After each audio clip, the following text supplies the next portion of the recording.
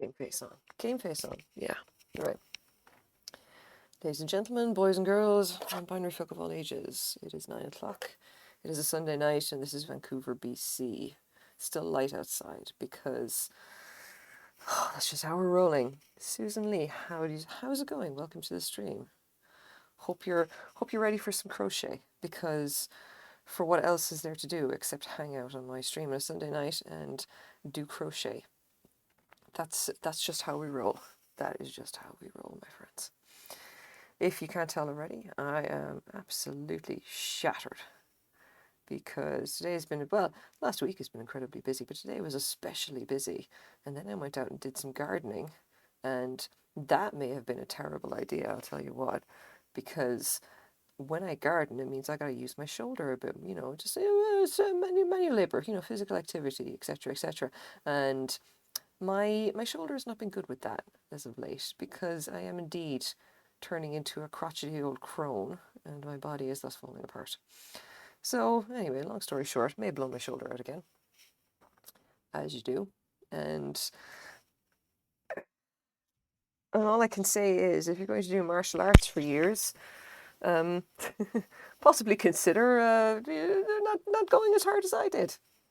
Yeah, there we go. It is 12:01 p.m. over here on Monday. So, wait, hang on. 9. How far ahead are you? What, 3 hours or something? Time, just look. You're asking me to do maths on a Sunday night when I've already had a very long day. It's just like no. Look, we can't be having with that. Seriously, I leave all of the maths stuff, like maths and everything. I just leave it to Frank. Like I can't do it. There's a reason that he's my business manager and I'm just the talent. Yeah, don't. Let's not get in there. Let's get in there. Fun day, I gotta say. Went to a flea market. Oh, hey, Decrom. How's it going, man? Don't think I saw you online over the week, but in fairness, I have not really been on Twitch much because I've mostly been either trying to deal with my mental illness or essentially trying to get some kind of work done in order to feel productive and not like a complete drain on society, which is is what it is. But no, I'm doing right. I'm doing right, I'm hoping that you should be streaming more, I think streaming is good for you, Streaming is good for everybody. Everybody should get into stream just for a little, once or twice, just to see if they like it, But no, I basically haven't been on Twitch much. So like 12:03, I have no idea. Look, just again, you're asking me to do time zone math, and I can't even do that even at the best of times. Like, there was a reason that the language that I did primarily when I was programmer, the language that I did primarily was PHP, because PHP has basically a whole bunch of functions in order to automatically do a lot of this time zone calculation, and I just you never want to get into that, because doing time zone shit is basically black magic. Now you know that, so yeah. That's my time, 12:03 a.m. Holy shit, guys. So it's either like, wait. So it's either like really early in, like it's after midnight, or it's like the middle of the following day, and I'm just, yeah, no. You're making me do maths. Don't make me do maths. Come on. The most important thing is that I went to a flea market today. I went to, in fact, the Vancouver flea market, and that I have to say was very interesting. And it is chock full of what I can only describe as characters with a capital C. And I found it to be a delightful experience, specifically because I was practically the only person there who knew anything at all about vintage glass. And I would like to say that I got some incredibly good deals there. And I will most certainly be going back to buy more vintage glass. Because just, buying expensive glass for a pittance is always just, I'm into that kind of thing. Makes me feel good. Means I can, do the reseller thing and possibly like make a little bit of money, which is kind of what I'm all about. Apart from, doing crochet and annoying you all on Twitch. Yeah, but it was lots of fun, gotta say. Because the Vancouver flea market, right? It's not like an outdoor flea market; it's an indoor one because obviously we are in Vancouver, the land of rain and bicycles. So what we ended up doing was me and the anonymous assistant went up in order to have a go. And so we basically parked outside of an enormous warehouse building. And we went into probably one of the sketchiest environments you've seen in a very long time. And we paid the admission fee. It was $1.50 each. And we basically got to wander around all of these stalls that are essentially nothing but like large tables, very poorly defined. And, most of them, like, the only thing kind of covering them would be tarp. So I don't know if they have like insurance or everything. I suspect not. So, yep. And you can rent a table in there for a day for, was it $32 a day, I believe? And it's only open like 2 days a week or something like that. And the Vancouver flea market, I have to say, is like, there is a lot of stuff there. They have an entire, like, the building itself is quite large. I want to say it's a warehouse, but it's kind of like just this long, low industrial building, which has been repurposed into the selling of antiquities and other kinds of weird stuff. And I gotta say, like, a lot of people there, a lot of the dealers and everything like that, they definitely know what they've got, they do, which is nice. I like talking to those kind of people. But if you were just there to rent a table and just get rid of some stuff, I gotta say, like, yeah, good deals to be found. Very good deals to be found. And there's an entire section which is basically nothing but power tools, which was, I gotta say, kind of wasn't expecting it, but on the other hand, it was kind of a strange experience walking down an aisle and suddenly turning, and in between all the aisles, by the way, basically consist of these rows of tarps covering different stalls that aren't open yet or whatever, or they may not be open on that particular day. And you essentially just turn around, turn a corner, and suddenly you're in this little cave, and the walls are made of power tools hanging up. And it was a very odd experience. And I have to say it was lots of fun. I got some really cool things. And I'm not going to show all of them. I'm not going to show any of them in the stream unless you, like, not right now, because I need to do some of the research on it. I do have other stuff if people want to redeem the whole show a vintage item thing. I have other stuff that I could show you today. Because I did exceptionally well this week when it came to vintage resale. Proving once again that the thrift stores really do not have any kind of clue what they have. Like, I've heard a lot of people say this, especially doing vintage stuff, like vintage resale. It's like, oh, don't go to Value Village, don't go to the thrift stores, don't go to Goodwill. They never put any of the good stuff out. They overprice everything. They're pricing. They can Google eBay's. They can look on eBay and everything as well. It's not worth it. And oh, children, I'm here to tell you that if you have your niche, if you are a product expert on something, and that is not easy to Google, then the world is your oyster. Hi, Matthew. How's it going? If you had a clue, would you work at Value Village? No, I would not, because they don't pay enough. If they were willing to pay me a decent wage, and for me, a decent wage is quite high, believe me, then I would consider working for Value Village. But they ain't, like, yeah, no, they ain't giving me that. The thing about what I specialize in, which is old glass, is that you literally just have to have you need very good visual memory, you've got a really good pattern recognition, and then you just literally need to spend as much time as I do looking at old glass online. And if you're willing to do all of that, absolutely, sure, you can go and you can identify the good stuff, and you can eyeball about what the prices should be. But do they employ those kind of people at Value Village? Fucking hell no. And that is how, boys and girls, I managed to get a hold of a 1960s L.E. Smith swung glass vase, one of the really large ones, which are about 25 inches tall. The thing was literally like the size of a person. And I bought that for $16 because somebody had basically taken it, stuck some flowers in it, and never looked at the vase itself. And you know what? I'm like, I'm not going to tell them that they're selling good glass cheap. And I'm just like, no, I'll just go and I'll take that before you realize what you've got, and I will be the one to make the profit on it, because that's a $200 to $300 vase. Got it for 16.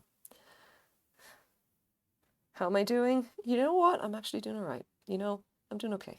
Okay. Yeah, well, could be worse. Could be better, but it could be worse. I'm getting the new brain drugs, which is going to be fun. Had a chat with my GP this week because she's on top of the whole hot mess situation with me at any rate. And I went to talk to my very nice counsellor lady, who is also on Team Cypher Live when it comes to mental health, and that definitely improved things somewhat. So just went ahead and it's just been a pretty good week. It's been a pretty good week. Could have been a whole lot worse. Apart from just possibly blowing my back out doing gardening, but that's something for tomorrow. That's something for tomorrow me to figure out, because it's probably not going to manifest until I sleep. Such is the way of things with my shoulder, unfortunately. Anyway, don't do martial arts like I did, kids. It's not good for you. Come on, let's do this. So yeah, went to the Valley Village, got an amazing swung glass vase for absolute pittance. And when I was there, I was very lucky, and they were just restocking the shelves. And they had an entire display of uranium glass. And oh boy, uranium glass is my favorite kind of glass, because uranium glass is something that really you get to identify the color more than anything else. But for a lot of it, you're not really going to pick it up unless you actually have a black light with you. And do the Valley Village staff carry black lights? Absolutely not. Do you know who does carry a black light? Who has two thumbs and carries a black light around here? You know what? This lady. So that's what I did. I rocked up there and I looked at this big display of green glass they were putting out, and I said instantly, well, that looks like some Hazel Atlas Royal lace. And the sugar and cream were, in fact, and that looks like uranium glass, because they didn't reproduce that pattern, and it was only done in green back in the 1940s. So I immediately picked up that sucker, bought it for $8, like the set for $8, going up on Etsy for probably 75 to 80, because ain't nobody making uranium glass in that pattern anymore. And I got some other rather interesting things as well. I got a set of tumblers, which have a bit of a mid-century modern look to them, which makes me think they're either New Martinsville or Viking. But the important thing is that, like, I got them for, again, not a whole lot of money. They're definitely uranium glass, and they're of a style which is probably going to be super popular. So as soon as I can identify them, which I really do want to do, a lot of glass, like the bonus of glasses that you have to actually identify what you've got, then as soon as I identify them, I'm going to be putting them up on Etsy for crazy ass money. Now, here's a hot tip for you if you decide to get into reselling vintage glass, my friends. If you want to kind of conclusively look for the stuff that sells, you're generally looking at like stuff running in 50 or 100 year kind of the common wisdom anyway, if you're doing antiques or vintage reselling. Things go in 50 and 100-year cycles. So on the 50-year anniversary of something popping up and the 100-year anniversary of something popping up, then they tend to be popular. And this is why there was a resurgence of carnival glass in the 1970s. Guess what's up now about 100 years after that? We're coming into the 100-year anniversary of carnival and depression glass. Now, the other thing about this, right, is that uranium glass that was done in green back in the day, in the 1930s, 1940s, the Depression era, they are not making that. They can't make that. There is really no capacity to make dinnerware in this. There's some like small amounts of it that you can make. Like you could use uranium salts in order to turn glass green and make it glow under a neon light. It's not significantly radioactive. Don't worry about that. You can eat it. You can eat off it. Well, I mean, you could eat it technically, but don't, because it's glass, apart from everything else. But you can eat off of it. You can use it. It's great stuff, you know. And the thing is that it has a very distinctive green look to it. Green, and it has a green glow, obviously, under a black light. Now, if you ever want to know whether something is at least 100 years old, and you have a black light with you and it's green, if you flash a black light on it and it glows and the fluorescence is neon green, you know that shit is uranium, and you know that it's probably prior to the Second World War. Because they were not making dinnerware really at all after the Second World War using uranium salts. It just wasn't a thing. During the war, supplies of uranium were being essentially appropriated for military use. So essentially, production stopped then, and it never really restarted, and stuff kind of just started to fall out of favor. And then the 75th, So in the 70s, when Carnival Glass and when essentially the 50-year anniversary started to kick off, a lot of the stuff got popular again, especially Carnival Glass and whatnot. They had different ways of turning glass green. And so they used those methods. And so if you could see green glass that was made in the 70s and it doesn't fluoresce, it looks very similar, not exactly the same. And it's a weird difference, you know. But I'm telling you, like the old stuff, the stuff that's actually uranium, is probably going to be mostly 100 years old. Like it's a very, very strong chance it's going to be almost 100 years old, because they just didn't make it after that. Now, generally speaking, when I see uranium glass, I pick it up when I find it. And like, unless it's utterly overpriced, okay? Unless it's like so overpriced that it makes it entirely not worth it, I generally do grab it because uranium glasses, for whatever reason, has always been popular. Like it's still collectible. People are still into it because I think it's like the guarantee, like they're not making more of it, you know? It can't be a reproduction. Like I know a bunch of different uranium glass patterns. I have never once seen a uranium glass reproduction pattern. Like they do not exist as far as I know. They just don't. If they want to turn glass green these days, they have different methods of doing it that don't use uranium salts. It would be pointless. That, you know, it's not worth it. So if you start collecting uranium glass, it's going to be the old stuff, you know? And it's a very easy test to see that something is actually antique because, believe it or not, a lot of glass has been reproduced, especially in the 70s, you know?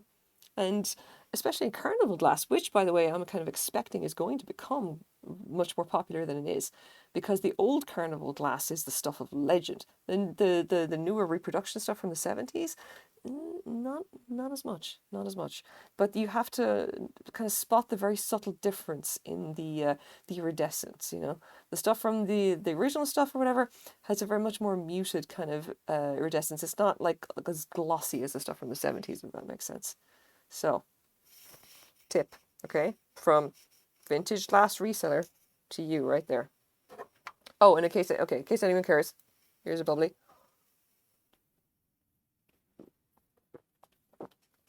Today's flavor is blackberry. Hope everybody approves of that.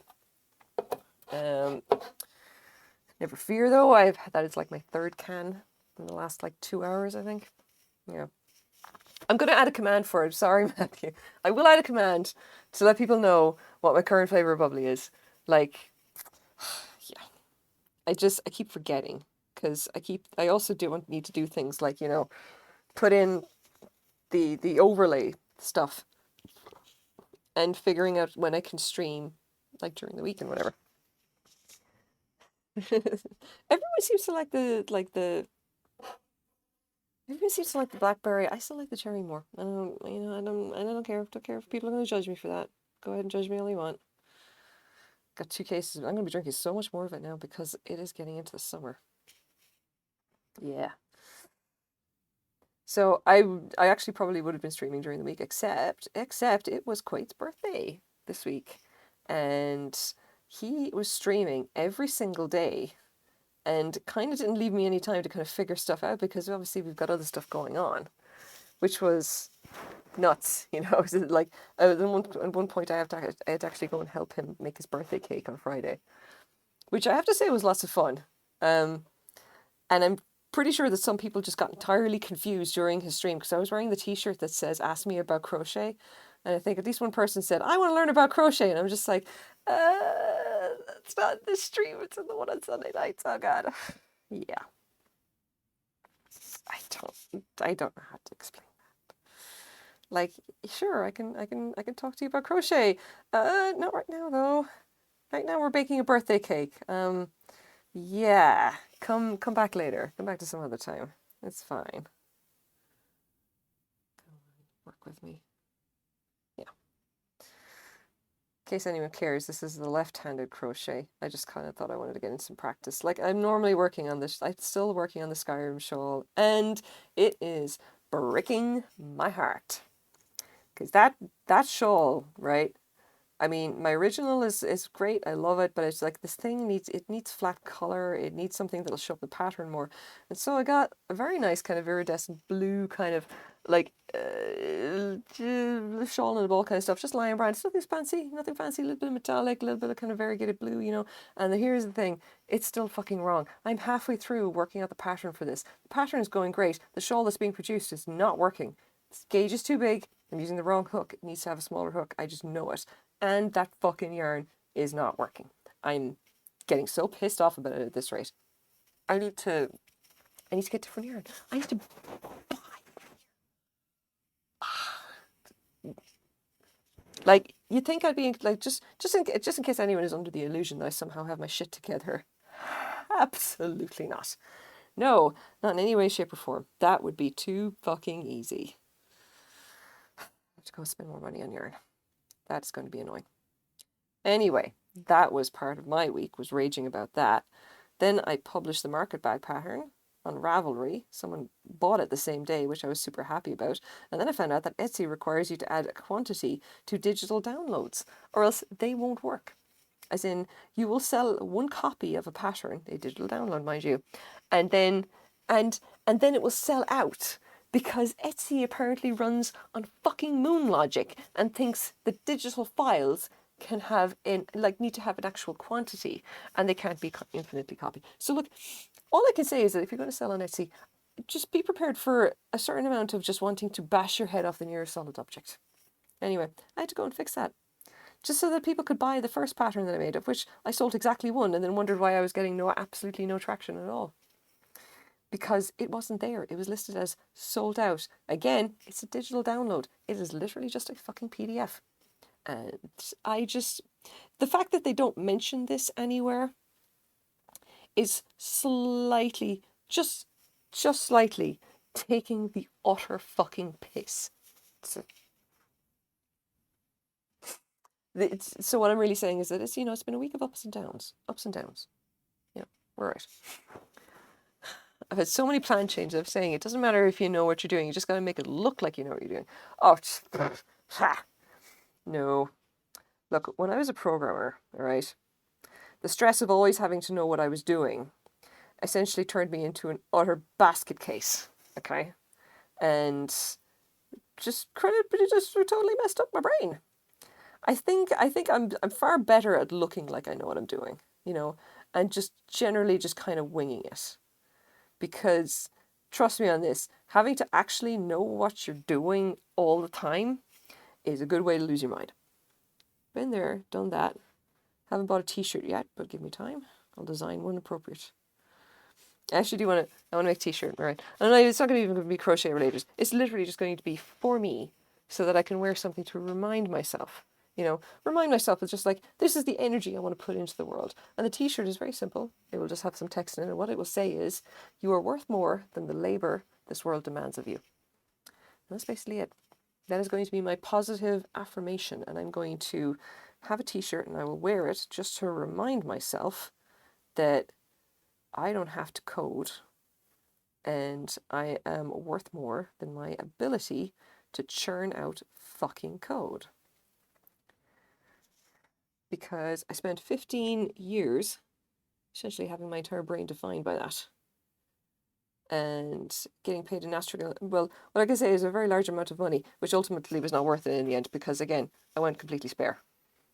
The brain basically stopped working there for a while. It's been improving, and the brain drugs have helped, and just we have just moderate levels of success when it comes to actually controlling the brain weasels as they do their little dance of madness. But I've still got to admit, if I had to choose between having lots of money and staying relatively sane, I really should have gone with staying relatively sane. And part of that is that I really just need to accept that I was never meant to protect, or really anything in science. It's just, it doesn't work with me. It just doesn't. I gotta just go with something else. And what that's going to be is probably crochet and writing books. And obviously the vintage resale, I just do that because I'm a massive glass nerd, and what else am I going to do with my time when I'm not crocheting or writing? But I was going to say that I was going to build a home server, but that plan's fallen through. Dude, don't build a home server. That sounds hard. Like, do you have a need for a home server? Is there more than one of you? That's really the only question there. Is there more people that need to interface with like a fuzz server or some shit? That sounds hard.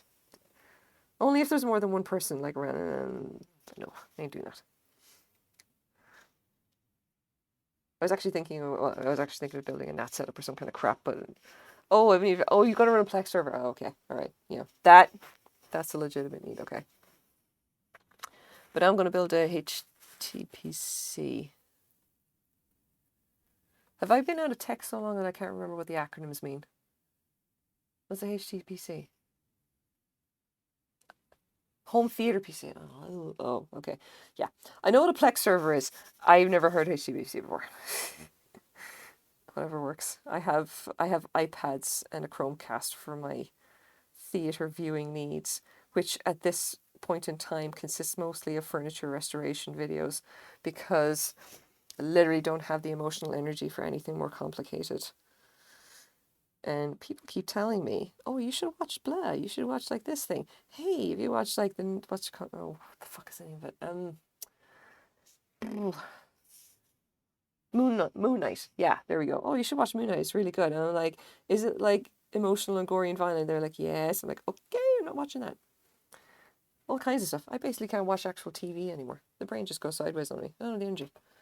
So I end up watching Twitch and speed runs or whatever people are doing, mostly crochet, anything kind of cool like that. And then I go into YouTube and I watch furniture restoration videos because what is the most calm and relaxing TV on the fucking planet? It is literally watching some guy scraping paint off the top of a table.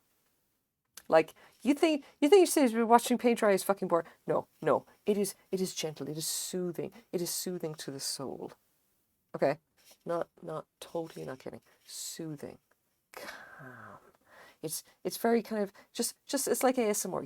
You listen to the sound. You listen to the sound and the nice gentleman just talking about what he's actually doing, to restore this random mid-century table that has apparently been attacked by a kind of chalk paint at some point, and he's got to get it all off and actually restore the nice, Yes, Dashner Restorations. Matthew knows what's up. I love the channel so much. Makes me laugh. Absolutely. HBC is relatively new. I'm going to see if my roommate wants to buy it. I see her using her laptop hooked up to the TV and it looks difficult. I mean, I guess I just do the cast thing and let the Chrome thingy-bobby figure it out. Like, yeah. Anyway, the YouTube channel is called Dashner Restorations. You should totally go and look them up because the guy is just like, he's just like, I don't know how to describe it. It's just like this nice, gentle kind of flat monotone or whatever. Yeah. He falls asleep. Shannon falls asleep and you watch that. But I mean, he's like, dude has his niche, okay? He does furniture restoration and he just makes a video about it. And he's literally just like, it's not even a how-to. He just kind of details like, here I'm restoring this table and here are the things I'm doing as I'm doing them. It's so gentle. It is just like slipping into a nice warm bath or like wrapping up in a cozy blanket or something. It's just peaceful. And when you've got brain weasels and you can't take normal TV, then just watching that is just like it becomes part of like the thing you do to just kind of like to kind of make sure that you de-stress. You want to de-stress because it's all about de-stressing. Let's be honest here. High energy emotional TV series are absolutely for sane neurotypical people. It's not for the brain weasel afflicted people, obviously. God damn it. I may swap over to the other blanket now because I'm getting kind of bored of this one.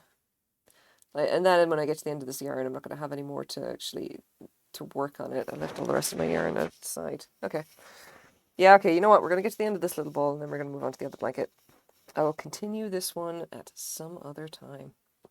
This is really just to practice my stuff.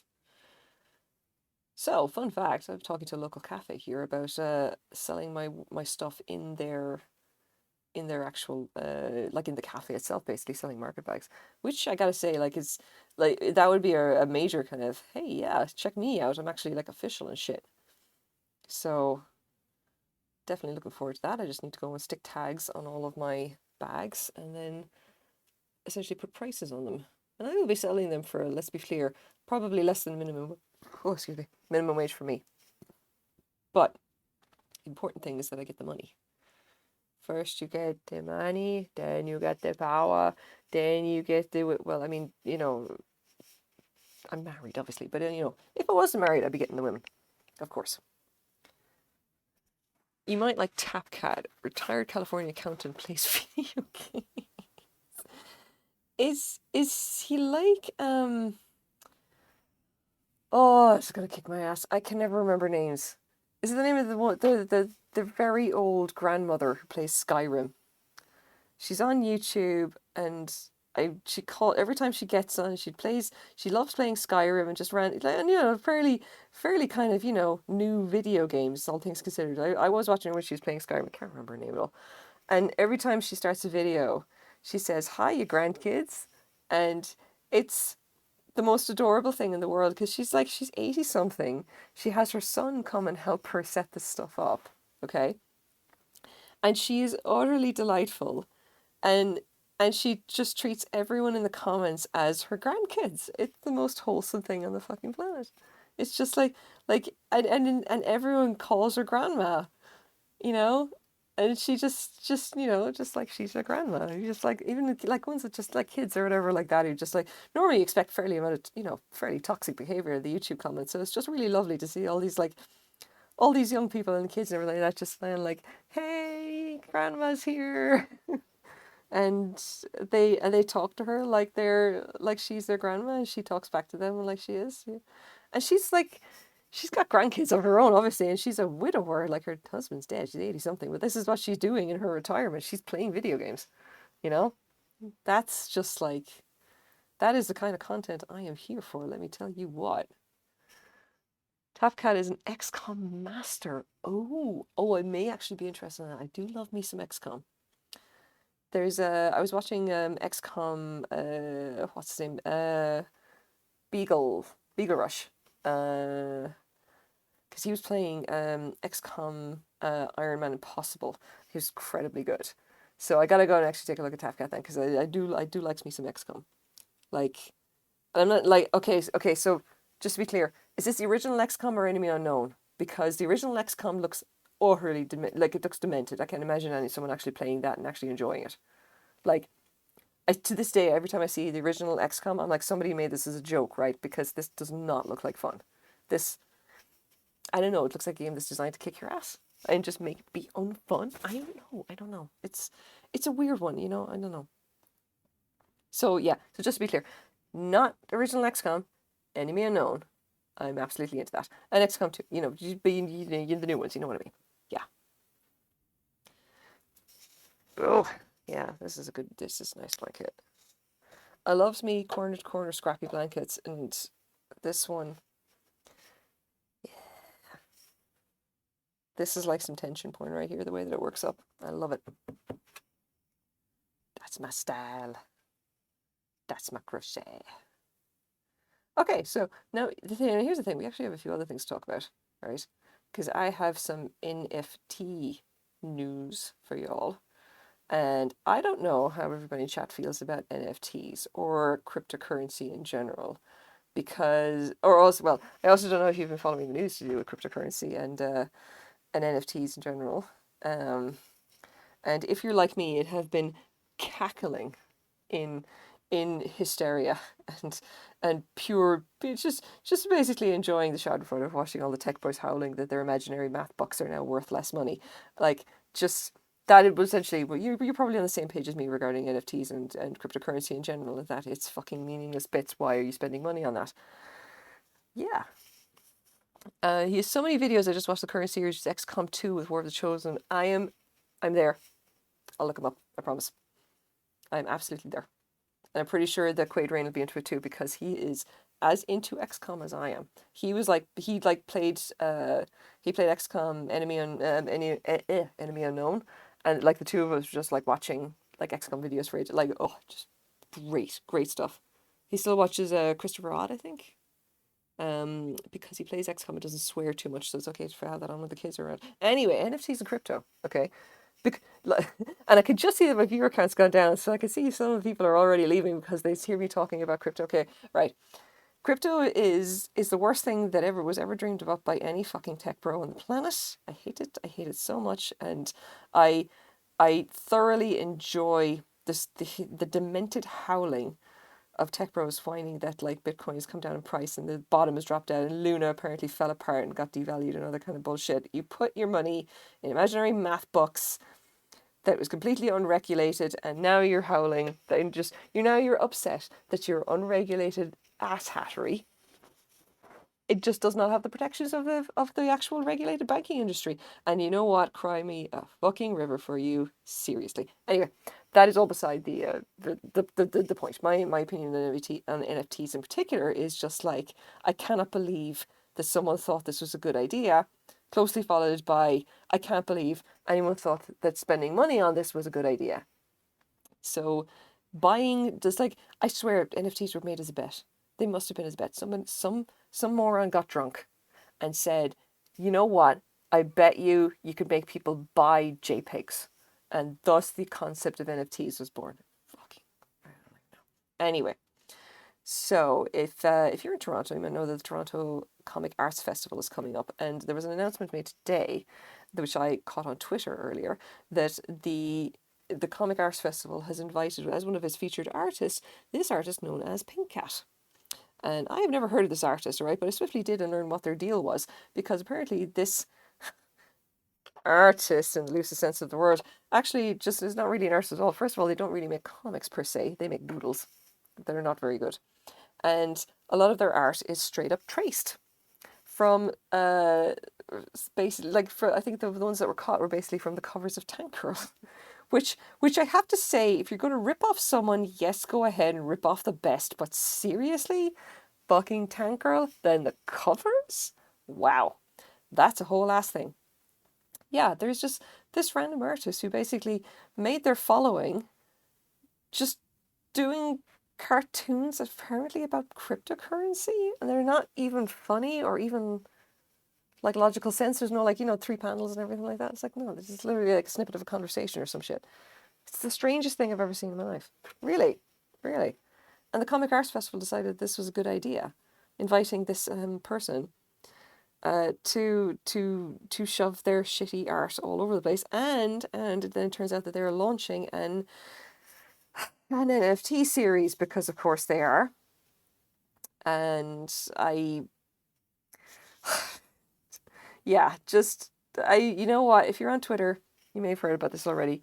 I recommend going and looking it up just for the sake of just enjoying some drama, if you're into that kind of thing.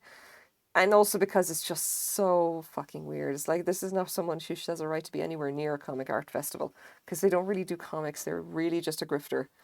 And the indie comic scene has just been up in arms about it, saying, who the fuck do you guys think you are?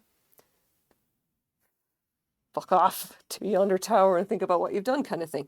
And it's mostly a lot of anger being directed at the actual Toronto Comics Arts Festival. So, somebody maybe decided that they wanted to be hip to the in thing, or, connect with the youths of today, or however that goes. I don't know. I'm old and crotchety and thus do not care for too much for the youths of today unless they help me garden. By the way, Knox, if you're watching, thanks.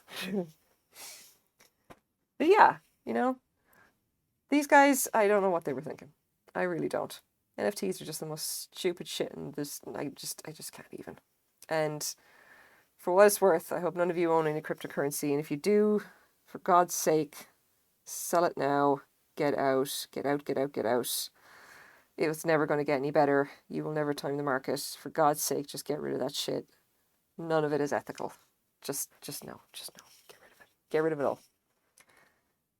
Anyway, so Cypherlev ranting about NFTs and crypto aside, what else has been going on? I'm not going to even go into the news, okay? We're not going to get into the news. The news has been a shit show. We all know this. We're not going to get into any further than that. All right? Like, I ain't got time for it. You ain't got time for it. And none of our mental health has any time for that shit. So we're just not going to go there. So what else has been going on is I spent quite a while just acquiring more vintage shit. I went to the flea market and had a lovely time. Quaid had his birthday and we had a fantastic time, and I do actually have a story about that. All right, Nitchery, how's it going? Are you actually going to stay and watch? I just I hope you're okay.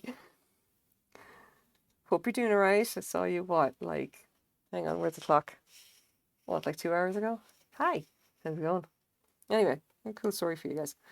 So yesterday, me and Quaid Rain went out to dinner. All right, we had a very lovely and accommodating neighbor come and watch her kids for the 2 hours that we were gone, which terrified my daughter, because it was like, oh my God, Mommy and Daddy are going away for 2 hours to have a meal together. 'Cause she's 7. My 4-year-old son gave no shits and went straight to sleep, apparently. Anyway, we went out for a lovely meal, and when they said, "Oh yeah, we've got a table here. We're afraid it's indoor. It's going to be inside, and the DJ's right there. It's going to be a little bit loud." And we were like, "Oh, fucking great!" So this means that we're going to just we're going to be deafened by the DJ, and this is going to be kind of a crappy night. And I'm so happy to have been wrong because it was storming for a while before I dropped through a long day. Just go to sleep, lady. Holy crap! You don't have to stay up and watch me. I'm going to be here for 2 hours, mostly talking bollocks. And you can listen to me talk bollocks for free at almost any time. No, go to sleep. Anyway, so we went out to have this. We went out to the restaurant with restaurant, pub, gastropub, whatever you want to call it. Anyway, the important thing is that they had a DJ and really good nachos, right? Really exceptionally good nachos, which is like the reason that I go there. I go there entirely for the nachos. The rest of the stuff doesn't matter. I could get a burger anywhere. Anyway, DJ, I gotta say, was just a fun guy, right? If I remember correctly, his name is DJ Alibaba. Actually, I'm going to look him up. Hold on, because I want more people to know this guy. Let's see. Wiki. DJ Alibaba Vancouver. Yeah, that's the guy. No. Okay. So DJ Alibaba, right? Nice guy, right? Great taste in music, okay? And and he's he does a whole bunch of stuff. He does like corporate events and all this other kind of crap, You know him or you've heard of him. Oh, fantastic. Okay, so here's the thing, all right? Great guy, all right? And in this particular restaurant, right, he was literally the only black guy, right? Everyone else in there was white, and there were 1 or 2 Asian people, which I think were Chinese, all right? Me and Quadrain are obviously the whitest Irish people on the planet. Easily the whitest in Vancouver. Just we might as well be albino, right? So we're just sitting at the table, right? And this guy absolutely banging out the tunes, all right? Fucking incredible set list, right? He is playing almost 90% like disco and Motown and stuff from like the 70s and the 80s, maybe from the 90s. I don't think I heard anything after like 1990, the middle of the 90s, all right? It's like, it's like Earth, Wind, Fire and like Boney M and like a little bit of Michael Jackson, and I was absolutely loving it, right? And I even he did 1 or 2 modern songs, so I thought I'd get away with it. And just before we left, I ended up going up and I asked him, "Hey, can you play Uptown Funk?" And he was like, yeah, I was just about to play that. I was like, hell yes, we were on the same wavelength, man. Right. I thoroughly enjoyed it, all right? It was great. It was not too loud. We had, we were able to talk, which was fantastic. Lovely guy. And doing an absolute credible job setting up the vibe for the place, all right? And I don't know how to describe this, okay? Because this was freaky. This was weird, all right? Now, when I am in a pub and there's a DJ who's doing a great job, right? Generally, if you're in Ireland, it's kind of like a thing, you'll be sitting there, you'll be drinking and everything like that. You just be like nodding your head and kind of just jamming and everything like that, because if you enjoy the music, you just kind of show that. And especially if you're just like doing nothing else, or there's a lot in the conversation, you'll just start humming along and just sing. And I certainly did, okay? Especially when he played Uptown Funk, all right? Of course I was singing along with that shit. Now, the weird thing was that no one else in the room seemed to be into this. And I'm not entirely sure why. Like, it was a bit weird. I was just looking around. There's all these people just basically just like talking and drinking and eating food. Because obviously this is kind of a gastropub kind of a thing. And no one's kind of even nodding along to the music. And I'm like, is this a Canadian thing that I don't understand? Is this like a culture that just doesn't translate?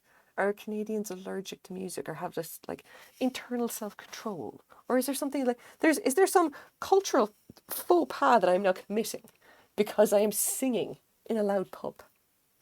I don't know. And it is now, this question has now fascinated me since then. I'm like, is there something I'm missing? It's like, I just want to know. It's like, is this like not a thing in North America? Because if that guy had wandered over to Ireland, all right, and set up in any of this, a decent city pub or whatever like that, people are kind of just, hanging out before they were going to the, the nightclubs kind of thing.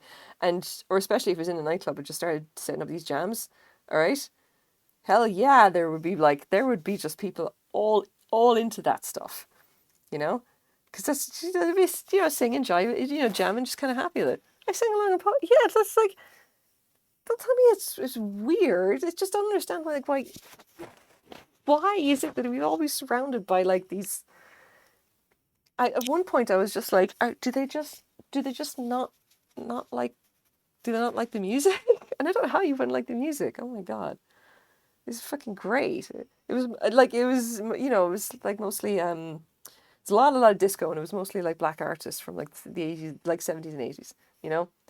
Like, and he had like crossfades between, like, and he had showing and the TV behind him with all the music videos stuff there, which I thoroughly enjoyed, because the music videos from the 70s and 80s are just absolutely ridiculous.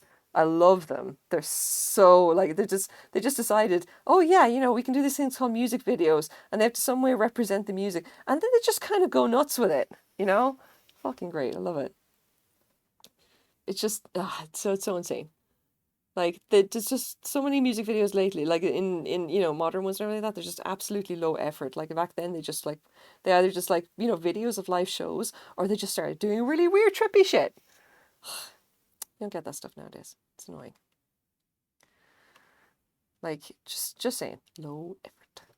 Anyway, well, that was just like a lovely night, and I gave the guy a shout out on Twitter, and because he definitely doesn't have enough followers, But I'm just like, I want, to show some support, He seemed like a cool guy.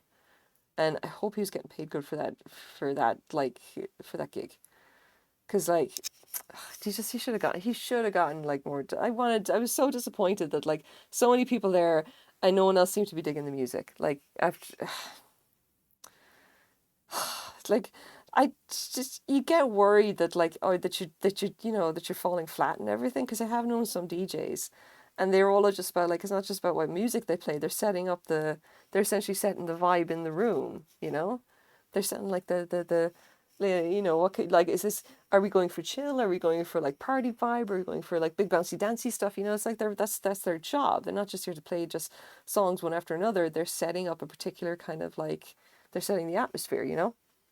And the guy was doing such a good job. And it really just like no one was appreciating his work. It's just like, oh, fuck's sake, man. Just say, come on, guys. Just show entertainers some, some appreciation or some shit. Anyway, that was my night. It was hella fun. And considering the way the pandemic has been, and more, like, bunch more stuff involving kids, like, I haven't been on a date in a really long time. And it was really nice to get out and actually have a date of some description. Even if it was like for 2 hours tops, and when I got back, my daughter was just like, "Mommy, you went away. I missed you. I was scared." And I'm like, "Oh my God, lady, I know you're 7. Just please, it's okay. I was only like 5 minutes away." Oh God, kids are adorable, annoying but adorable. Okay, you know what? I'm not going to finish this row. I'll get on to the other one. Swap projects. Let's go down to. Okay, here we go. Oh, the other one.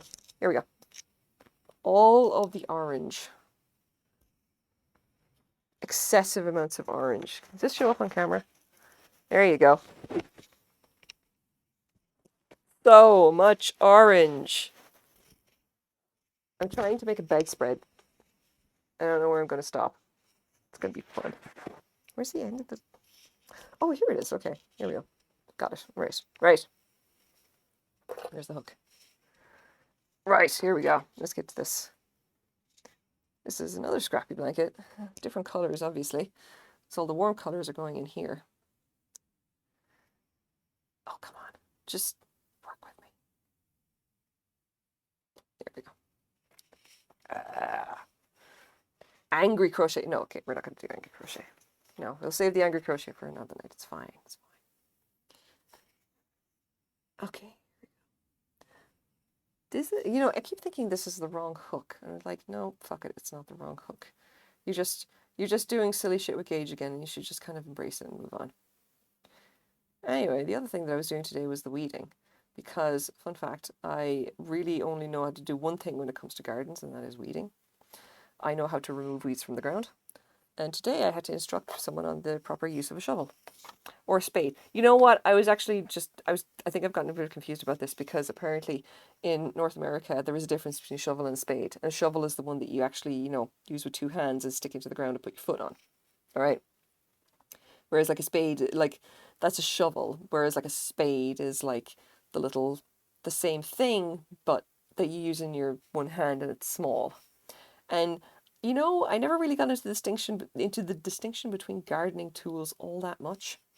I'm just going to assume that somebody knows what they are, but I personally don't get into that far. I'd like, for me, a spade is like, it's literally the big scoopy thing, and the little spade is just like a little spade or whatever, a hand spade. I don't know. Look, the thing is that I had to instruct someone on the actual use of a spade, which was that's something I expected to be doing today, considering that the limit of my gardening knowledge involves how to get weeds out, which basically consists of take garden fork, loosen ground or earth, try not to try not to hit too many rocks on the way down, and then either sieve dirt or pick out roots that you've now loosened. And in the case of goutweed, swear at length. But that's really it. Like I got, nothing. Shovel round, spade flat. Oh, okay, that's another one. Yeah, you know what? I don't know. I really don't know. Like I said, I don't know a whole lot about gardening. I have exactly one thing in my garden which I can grow successfully, and that is raspberries. And they do it out of spite. Because I have a very small garden, and there is just about enough space there for a couple of bushes and maybe some strawberry plants in pots. And of all the things that I've tried to grow, the only thing that has really taken off and survived has been the raspberries. And I swear it's because they were there beforehand. Like when I moved into my current home, the raspberry bushes were already there and they had already entrenched themselves. So we have been engaged in a war of attrition on both sides. It is a battle between the amount of runners they can put all the way through the garden. This is a very small garden, by the way. It's about the size of a bathroom. So it is a battle between how many runners can they put through the garden versus my patience. Because I turn my back for a week, perhaps, during the summer, and they will take the opportunity to absolutely destroy everything in their path and essentially just overgrow at a speed that resembles like bamboo. Like I know you say that you can measure the growing rate of bamboo in miles per second, like miles per hour or something like that. It's a very low number, but it is in fact like the very fast growing or whatever. And I will swear to you that raspberries are faster than that because I can literally blink and they will essentially have overgrown again, and I need to attack them with the shears or the clippers, secateurs. I have no idea. I'm not good. Again, not good with the terminology here. And I've cut them back several times to literally nothing but stumps. Has that stopped them? Hell no. They are dickheads. Absolute dickheads. And I will be in war with them until I move out of my current place. And the only time that we are not either in war or just generally hating each other is the 2 weeks out of the year where they actually produce like raspberries, at which point I have raspberries, and there's a short kind of short kind of like amnesty while I harvest the raspberries, and then after that we're back to fighting. And the amount of seedlings that I have to pull up and out of the beds, and even outside, like I try to be nice. I have a little weed barrier down. I try to have like, there's the actual beds where stuff can grow, and then there's like the stuff that I put wood chips down where stuff's not supposed to grow because that's where I walk. And do you think they respect that boundary? Hell no. They will grow up anywhere and on anywhere, and they're generally assholes about it. They will send runners and shoots all over the place. Raspberries, guaranteed, dickheads of plants. They will grow on basically any condition, whether you water them or not, in shade or without, doesn't matter. They're like, oh hey, there's a crack in the pavement, here, I'm going to grow there. I've had a bunch of them that literally grow underneath the stairs in almost total darkness, like they're fucking fungi. And does this affect them? Not a chance. They're just like, we're going to find a way out through the cracks in between the planks just to get some light, because fuck you. Anyway, don't ever plant raspberries in the ground. Keep them in the pots where they can be safely contained. Of course, Fun fact. This doesn't stop me from planting some raspberries on city property. Property in Vancouver. So, so I live right next to a little kind of green space. It's called the Arbutus Greenway. I live quite near to it. And part of the Arbutus Greenway is, I mean, it's like, it sounds like I need a goat. Don't tempt me. I don't think even the goats would eat this stuff. Anyway, we live right next to the Arbutus Greenway, and I decided to take over a little plot there. And I decided that, you know what this needs is raspberries. Because it was already being choked out by goutweed, and I thought if there's anything that is more annoying and aggressive than goutweed, it's probably raspberries. And at least the raspberries, produce raspberries. So technically, I planted some raspberry bushes on city property. And as far as I know, they're doing well, and the goutweed hasn't come back. And if in a couple of years' time, that entire patch is completely overrun by raspberries, as well as everything within 20-foot radius of it, then I mean, it's not, it's at least we have raspberries. At least we have raspberries and no more goutweed, because goutweed is just annoying. Anyway, those are my weeding adventures, and also the reason that my shoulder is probably screwed. But it's a little. It's like little from column A, little from column B. It's up and down. Good and bad. It's fine. The important thing is that right now we're doing crochet. And by the way, I'm not working on the Skyrim shawl because I honestly just need a break from that. It's just getting exhausting. Because every time I work at this thing, I'm like, I can't use this for the pattern. I can't publish the pattern until I make a version that I'm happy with. Not happy with this. I need to get different yarn. And I can't get onto my super secret special mystery project until I finish this one. And this is what we call first world problems of crochet artists. It's ridiculous. And I'm fully admitting that yes, it is ridiculous. Sorry. Come on. Just come on. Work with me. This particular yarn, by the way, is probably Cotton Ease, if I remember correctly. It's not, I can't remember the brand that does it, but it's acrylic and cotton of some description, which kind of works up a little bit nicer than your plain acrylic. And it's, of course, corner to corner, because I just constantly like corner to corner. There we go.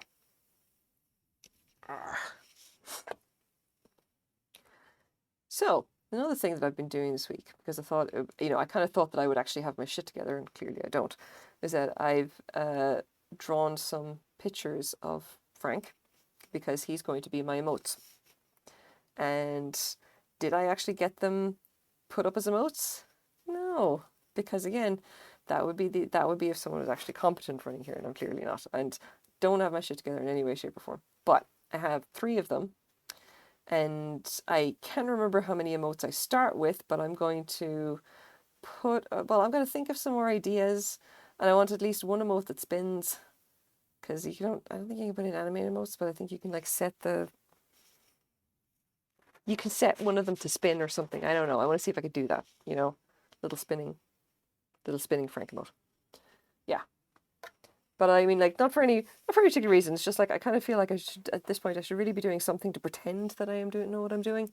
Again, because I find it a lot easier than actually know what I'm doing, because of brain weasels. And I'm like, yeah. Is your iPhone wired or wireless to my laptop? Wired. Sorry, guys.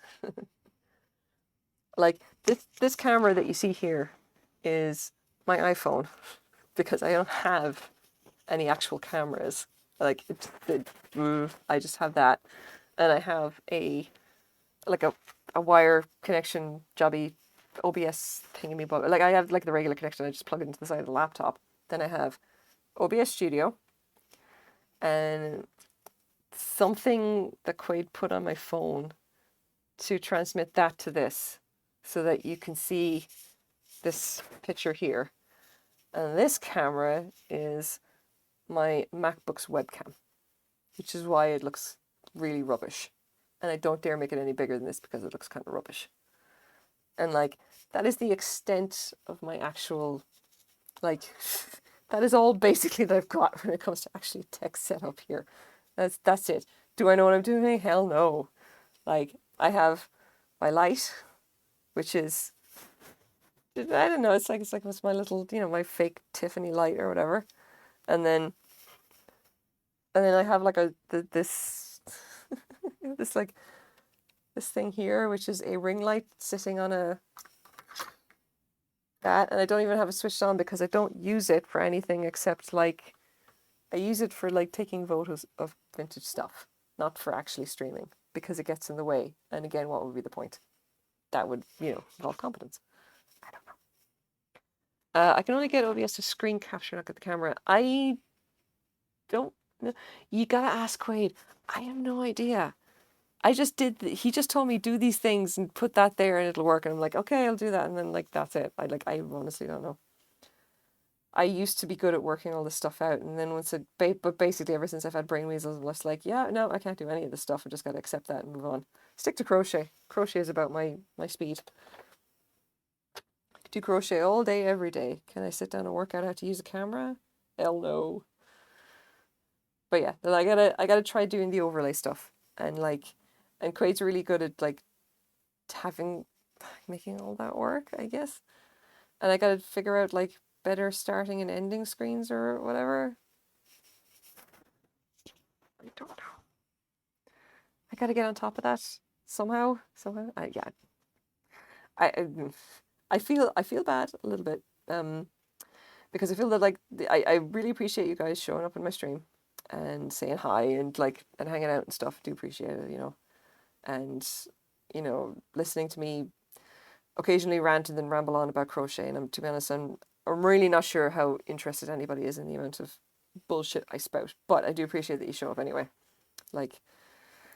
And I feel bad that I don't even have any actual emotes because I haven't gotten my shit together enough to put them up. I've drawn 3 and I keep meaning to just like, oh yeah, I gotta go and put those up, and I keep just not doing it because I've been busy doing other stuff. Or, oh yeah, I gotta sit down and actually figure out how to do the overlays and make them work. And like, do I know? Oh, yeah, look, that's the day I spent. Listen to me yawning a fucking heart. Oh god. Drink something. Oh yeah. Good. Actually, do you actually stream? You only get out to screen capture, not the camera. I don't actually really stream. Like if you stream, I should be following you. Why am I not following you? Oh, Shannon Runner, you're there. Here you go. It's perfect vibes list to your Sunday mornings. Yeah, go on. If you're feeling sad, I can always make you sing. Oh Jesus, please no. Just, man, I ain't got the energy. You're not gonna get me at my best. I'm sorry. Like I just don't. I'm so tired. You haven't streamed yet. Like, okay, well, do I need to follow you or something? How's that gonna work out? You gotta let us know, okay? Me and Quaid will come and follow you. Like, I mean, Quaid watches Twitch like all the time. You follow so many more people than I do. Like, I follow like a bunch of crochet people and then 1 or 2 people who stream Elden Ring, and that's basically it. Or like video games or whatever, or knitting. Oh, there you go. I has all the... Look, if you're going to start crocheting or knitting, I'll absolutely follow you. I absolutely will. It'll be fun. I'll just basically hang out in your chat and just like spam gifts and stuff. Or make stupid jokes or something like that. It's just that seems to be my primary function if I hang out. Well, I mean, it's certainly my primary function if I go on stream with Quaid. It's like he's there trying to do something sensible, like play a game or make the cake and everything, and I'm the one making funny faces at the camera. I has all the yarn, but all the channel points. Yeah, I keep forgetting. Oh yeah, that's my channel. Channel point yarn balls, yeah. Like, I forget, okay? But, you should crochet or knit anyway, because they're good things to learn. It's post-apocalyptic life skill. That's what everyone says. Post-apocalyptic life skill. Actually, on the subject of post-apocalyptic life skills, what I was looking for the other day was like, I want to go someplace and try to find I want to find someplace in Vancouver where I can buy food that isn't covered in plastic, all right? Because I've been just looking at the amount of essentially plastic containers that like are single-use plastics. Yeah. Yeah, that's where we're at. That's that time of the night. It's only 10 o'clock. Holy crap. yeah, so I was like basically wandering around Vancouver, just like, where can I go where I can buy food, okay, that is not going to be in some way wrapped in single-use plastics, right? And like, forget any of the supermarkets, all right? Any of the, like, don't go to Safeway, don't go to Costco or whatever like that. Basically, forget about them. Like, you are not going to be able to find food that is not some way wrapped in fucking plastic, all right? Which sucks. I was bugging Joe Sondo yesterday to give me a crash course. Yes. You totally should. Ask Quaid as well. He knows lots of other things. He knows all the secrets. I have like 3 scenes that I use, which is my start screen, my streaming, my end stream, and that's basically it. He has like a million. He's so much better at it than I am. But anyway, like I was just wandering around trying to find like where can I go that can like I can buy something that isn't covered in plastic. And I ended up going down to the bulk barn, right? Because I thought surely the bulk barn where you can buy things in bulk, when you bring your own reusable containers, surely I'll be able to buy like stuff that is not covered in plastic. And they didn't have a great selection, and then they have like plastic everywhere because they have plastic bags and plastic containers, and I was just like, it just like people buy things in plastic bags all the time. They don't use reusable containers. This is not the solution you think it is, okay? Like, and then like I was trying to buy their peanut butter, and I bought a jar to put the peanut butter into, and then tried to fill the jar, and they had like this thing that looked like a paddle from a boat, like that you could use to scoop the peanut butter out, which is utterly ineffective. And I'm like, you're not actually committed to this whole reusable thing at all, are you? Anyway, it's just driving me crazy. And then I was looking around going like, okay, there's like a nice farmer's market next to it here. Like maybe I could go in there and buy some strawberry. I need strawberries. So maybe I can go and buy some strawberries that aren't in a fucking plastic container. And then I walked in and saw the exact same strawberries that I could buy in Costco for more money. Like just they're cheaper in Costco. I'm like, why am I bothering to come here? Oh god. Look. Whole ass thing. Driving me nuts. Jar. What is jar? Oh, I was going to bug him on his birthday. No. Just go ahead and bug. Look, his birthday's done. You can totally bug him now. You can go bug him now. It's fine. Yeah, so what's jar? Jar. I'm curious. If this turns out to be something good, we're totally going to put a link in the thingy. Okay. Jar. Is it, wait, with 2 or 2 ors? Come on, Chrome.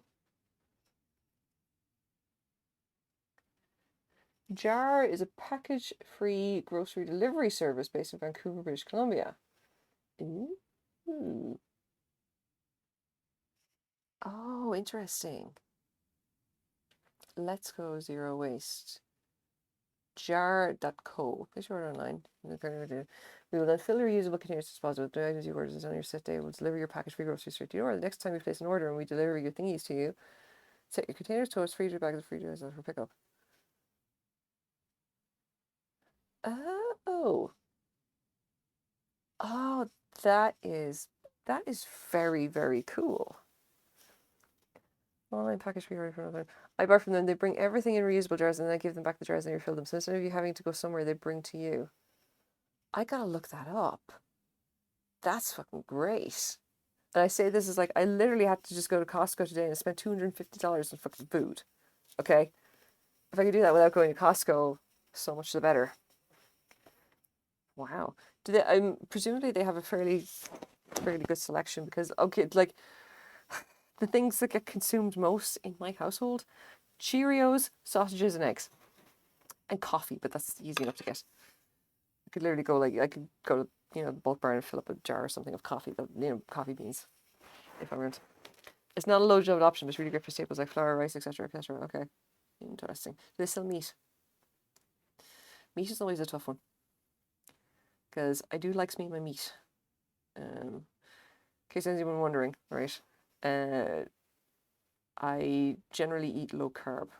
And generally, I'm not very strict about it, okay? Because I don't think that's fair to myself, especially not right now when I have brain weasels, and the brain weasels are occasionally make it hard to do anything, not even shower.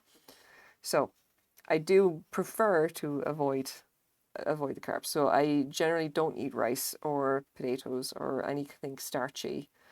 I tend to avoid a lot of stuff like I don't really eat sugar at all, except on special occasions like Quaid's birthday.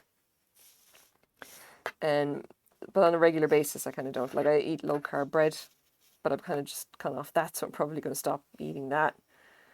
But by and large, I know that the diet that I do best at is pure carnivore, eating nothing but meat. Don't ask me why. Just, it's a genetics thing as far as I know. Like, I'm not going to read too much into it. But I will totally go and look that up. Thank you very much. I do appreciate that. Wish I could find something, like, oh God, my neighbor, right? She has a guy who delivers the meat. She has a meat guy. And I love the idea of that she has her meat guy. And her meat guy delivers like half a pig at once. And she has this giant chest freezer that she just cooks, all the meat. She keeps all her meat there and she just, cooks it as she needs it, kind of thing. And I don't know how often she gets deliveries, but I just really love that she has a meat guy who delivers the meat. And the fact that I giggle about it basically tells you that I'm got the emotional maturity of a 5-year-old. Yeah, they deliver produce, zero plastics. I mean, I'd want to because I'm just getting really sick of the amount of plastic containers I have around the place. Like, and especially because I have an entire bin dedicated to plastic fucking containers, and that thing easily gets filled multiple times over before I fill like the regular rubbish bin, or like the cardboard and paper bin. And it's driving me legitimately crazy. Like, it's just fucking irritating. It's like, I keep looking at going like, I hate the amount of plastic in my home. I must reduce it. It just irritates me. Like, gets under my skin. I don't even know why. Like, I just want I want to not have to deal with all of this fucking plastic. Like, I want to have food that I then eat, and then I think, just have containers that I refill. Because it's like inefficient to me that I have all this fucking plastic around the place. Look, because I think brain weasels and OCD does combine in interesting and novel ways. Okay, and like, you end up starting to fixate on strange things like the amount of plastic in a home. All right, and I don't think it's a sign of. I don't think it's a sign of me going absolutely snooker loopy. I just think it's like an interesting and, rather somewhat worrying side effect of me having brain weasels, and I haven't transitioned to the better drugs yet, But until then, we're going to do our best to kind of just contain the madness and not allow the weasels to run too rampant. And in order to do that, I have to feel like I'm actually doing something about it, and avoiding plastic. Maybe a thing. I don't know. Just, you do what you can to manage your own brain weasels. And sometimes saying the thing out loud helps to manage the brain weasels. I'm learning how to learn. Look at this. Look at that. From what you said, it sounds like PTSD. Okay. Like, real talk, yes. My GP told me that I needed to talk to a trauma specialist. It is absolutely PTSD. The tech industry is like that. And this is why nobody should ever go into the tech industry. And in fact, all of it should really be burned to the ground. Look, it's been a whole thing. It's been a whole thing, But yeah, no, PTSD. Like, the tech industry will do that. It will take you, it will burn you up. It will churn through people just basically crunch through people. And most of the time, it's not going to be crunch time. It's basically overworking them, making them do hours and hours and hours. In my case, it was not. It was literally the stress of having to be right all the time. And you can't operate on that level for essentially the amount I was doing essentially 3 people's jobs in 8 hours, because I was very good at my job. I was a full stack dev. And I also had the pressure of having to architect everything, and I had to be right, and I had to code defensively and code for stuff that's 6 months from now. And essentially, there's only so much of that you can do before you literally start to lose your mind under the pressure. But that was what that was, So yeah, it's PTSD. It is, it's okay though. It's okay though. Brain weasels. I'm working through it. There's a zero waste shop at Main Street called the Soap Dispensary. Yes, I keep going. I gotta go there again. I like those guys. Well, don't tell me that I installed internet. I don't think it's the same in the actual hardware, or maybe it is. Like, I don't know. I worked in the software side of things, Just, I don't know, man. My experience in the tech industry was just really bad. Like, and I won't say it's the company's fault. Like you said, how many workplaces are like that, Shannon? Look, so here's the thing. Like, it wasn't about my company, you know? I essentially was crippled by the fact that I was good at my job. Like, I proved time and time again that I could work at absolute miracles and pull insane shit out of my ass because I was just that good at the job. Like, and it's the case of like once you are the best, you have to keep on being the best because now there are expectations been set. And my boss knew that, you know, he knew that like he could literally ask me if he had given me 6 months and told me to build Facebook, I would be like, sure, I can do that. I can do close to anything you could think of, I can build or I can work out the way to build it. All right. And it was like, and that is a very kind of powerful thing, obviously. It's like it makes you a rock star and stuff. But the thing is that again, it just there's a lot of expectation. It's like they expect you to perform miracles every single day. You know, see the first one, it's like, oh wow, you can do that. It's like having a superpower, and then they're gonna want you to do it all the time. And I essentially I let myself get taken advantage of in that respect because I should have had a team, I should have had more support, and because I was good at my job and whatever, I didn't get that support because I didn't, strictly speaking, I didn't need it because they had me, just me. And eventually when the old brain finally went kaput and just could not do the job anymore because I just couldn't deal with it. Like last I heard, they they haven't recovered yet. They had to hire 2 people just to replace most of my job, not all of it. You know, they're one of the guy. They hired one guy who spent, I don't know, as far as I can tell, 3 months doing absolutely nothing, like producing no code, doing absolutely nothing of worth, fixing no bugs, whatever you want to call that. I don't know. I only get secondhand news now. And then they hired another guy who was an app developer and really good at a certain number of technologies. No, like nothing in the back end stuff that I would have done. And they're trying to make him do the back end stuff that I would have done. Like I just it's like it is what it is, and I'm out of it now. And I don't want to think badly of my former company because I think that it is not so much their fault. It is the fault of the job that I did and the way that I did it, and because I was probably one of the best full stack devs you could hire in North America. And in case anyone thinks that is hyperbole, it is absolutely not. I was an expert in something like 20 different like technologies. I could build literally anything you wanted. And if you'd actually if you had 6 months and a couple of $1 million and you wanted Facebook, I could give you Facebook alone because I was that good. And and just in case you think that, I mean, is that cool? I mean, yes, it's cool, but I mean, there's a price to all that. No. Would I have worked on anything you've heard of? See, the other problem with it is that I never got recognition for anything I pulled off because it was all internal stuff, It was all like, business to business kind of shit. And I've done a lot of really silly stuff, I've talked a bit about the fact that about the plagiarism algorithm I put together or whatever, but that wasn't even work stuff. That was done kind of like pro bono publico kind of thing. But so I don't know if you've actually heard anything I've done. Last thing I worked on was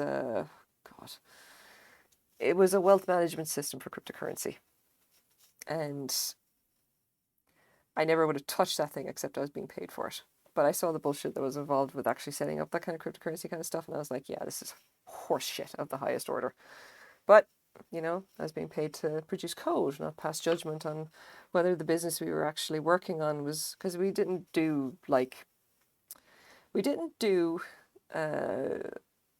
say, our own things. We did consulting for other companies. Well, simple, no, you wouldn't have heard of them. And to be honest, for the sake of it, I'm not going to get into that like much. It's like I'm getting better about actually talking about my former job, but not so much that I actually want to get into the tech of it because I would never be able to explain it. Like A lot of what I was doing was on AWS, and it was custom built stuff that AWS themselves couldn't help us with, you know. Yeah, some true NDA things, yes. Over the course of my career, I have been contacted by several people, well, not the least of which was the US Army Cyber Warfare Division. In case you think that what I was working on was not serious business, it absolutely was. Which I'm really not going to divulge any further about because no offense to the Americans, fuck your military. I will never ever do military work. And I think I'm going to frog this and start working on it. Yeah, I'm going to frog this and start working this yarn here. But yeah, you know, I built a lot of silly shit, and I built a lot of things that, like, I set things up that was just like, I was presented with a problem and said, we need to do it in like certain length of time. And I'm like, okay, I can do it. I can pull it off. I can pull off anything. And if you're a full stack dev, you should probably be like, you know, you're essentially the bonus that you get if you're a full stack dev for a company anyway. So you get the one person who could do the job of like 3 to 5 people. And I could certainly do that. And the downside is that there's a bust factor of 1. And that's exactly what happened to me. So cannot recommend, for God's sake, diversify your dev teams. Do not let one person be the final point of failure. You were asking for a bad time, essentially.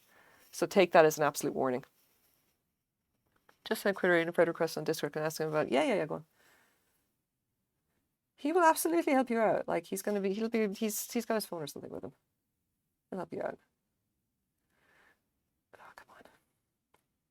Yeah, anyway. If you're setting up a dev team or if you're involved in that and there's only one person who knows any of how anything works, for God's sake, pay them well, make sure they are not getting overly stressed, and then make sure they document absolutely everything. Yeah, don't ask the guy who's going to a PC stream. I'm sure you can make it work, Deadchrome. Just relax, man. You seem like you know a lot more about computers than the rest of us. Well, I mean, certainly from me, let's be clear. Come on. Did I? Oh no, I fucked it up. Shit. That's not how that... Oh my god. It's like that. Okay. Alright, you know what? It's fine. It's fine! Fine. We're fine. We're fine. We're just gonna go with this. It's okay. It's gonna slide a little bit, but it's alright. It's alright. Okay. Got it. That's me. No, I'm saying I know how to... No, I'm saying I know how to help him.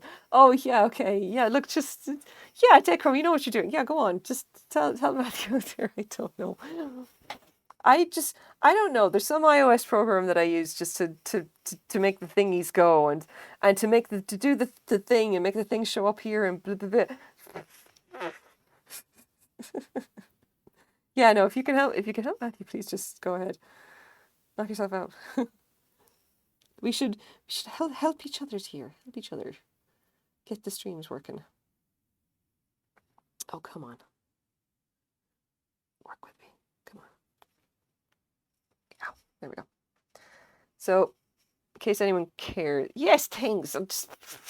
Yeah. In case anyone cares, this is called the double fisherman, which is a type of knot. And you can effectively just you can kind of pull these apart a little bit. What it does is it's like when you're tying two things together, you don't technically tie them together per se. What you do is that you tie one, or you take the, like, say this color, tie it around here and then tie it a particular knot, and then on the other side take this tail, tie it around here, tie it a certain knot, and then pull the two together, and they end up like this. And if I actually might be able to pull them apart a little bit again. You see how this works.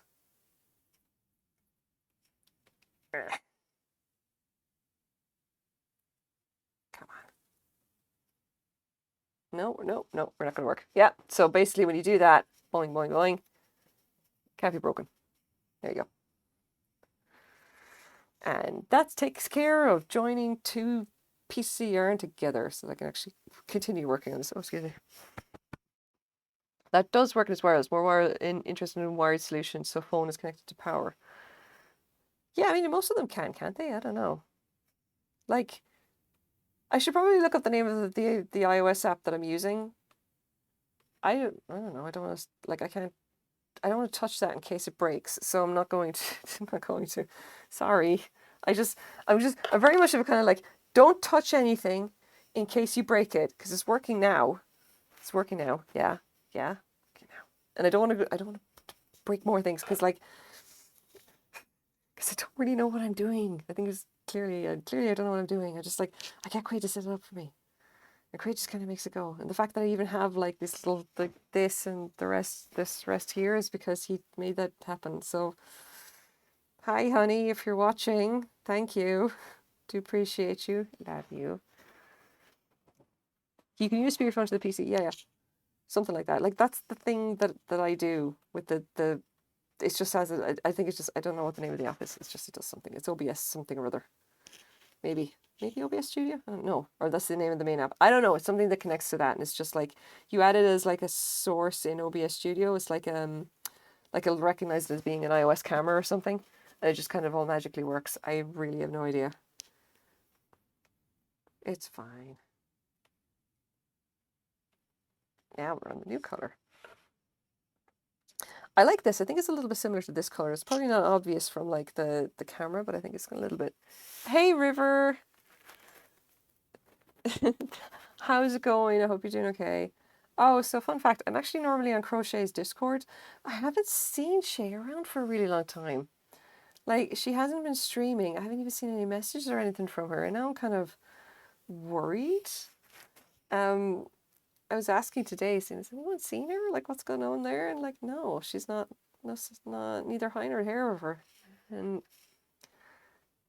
yeah, so I might use, I'll catch up with River again and see. I don't know. I'm on Discord in limited capacity, just to like, just so I can, be there or whatever. And I normally hang out in her Discord, and now I've just got like, she's gone. I don't know what to do. Like, I don't have my own Discord. I lurk in other people's Discords. And if Shay's not around on her Discord, then I don't know what's gonna happen. It's like nobody's gonna hang out there anymore. Where are we gonna find our people? I don't know. Actually, good question. I'm gonna ask you guys. Like, should I actually set up my own Discord or jump ship and go to another, like, go start hanging out in another Discord, or what do you think I should do?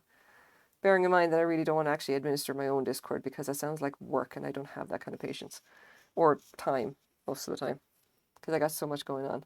I really just rather hang out with someone else's, hang out in someone else's place. I don't know. I don't know. Like, if there was just like a Discord for just like crochet artists, that would be great. You know, don't start your own Discord. Even I don't have my own. Dude, I don't want to. That just sounds like work, and I don't have the bandwidth for it. Like, and I don't really know a whole lot about how to actually do things with Discord. I mean, the only thing I'd really be doing with Discord is just like, okay, here's using like here's like a couple of channels based on the kind of stuff I'm interested in, and that's kind of it. I don't know. And I'll host a Stitch and Bitch on Saturdays or some shit. I don't know. I'd recommend using someone else's Discord, but making sure someone is active so you can talk. Yeah, I know, right? Like, Shay was active for a while, but she's got really quiet, and we still have a bunch of people that hang out on her Discord, but like, I don't know what's gonna happen if she's not there. Yeah, I stay there. I hang out, talk, and just kind of, we just kind of do our things and everything like that. But it's just like I don't know what to do because I don't want to leave the people that are there. It's it's just annoying. It's like I want Shay to come back because she's a friend, but no idea where she is. Like she got like a part-time job, and I think she might just be super busy or something with it. She's actually got a job working for Michael's, believe it or not. And I hope she's doing okay. I haven't seen her at all, so I don't know. I don't even know how you like find like crochet community. Like, how do you find communities in Discord? I don't know. I gotta go and look. Like, this is just like a Google search. I didn't actually go even look it up. Hey, crochet community Discord. I don't know.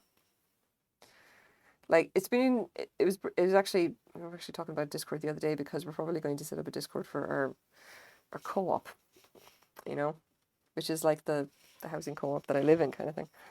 Because Discord seems to be like custom made to just be like a nice internal private social network with all the usual gubbins of a social network. Except it's mostly everyone thinks of it as being like kind of chatting kind of stuff, but you can have like things like events and groups for the channels and all this other kind of stuff, and you can do user permissions and a bunch more of other kind of cool like user management things, and it's like, hell yeah, that works.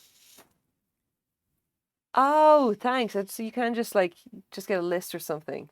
Thank you. Thank you. Much appreciated.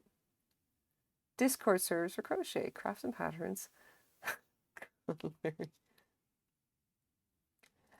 So here's the thing, right?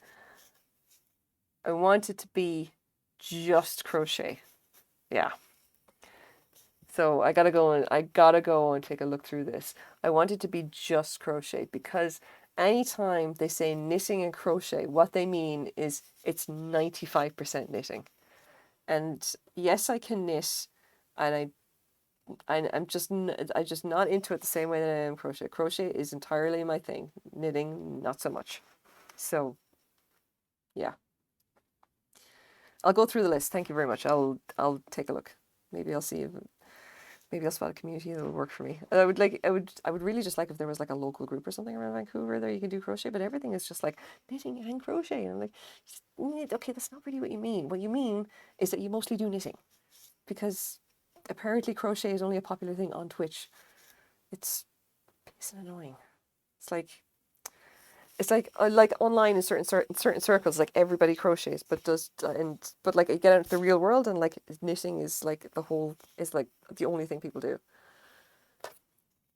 Oh, okay. So something that you guys might like. Okay, right.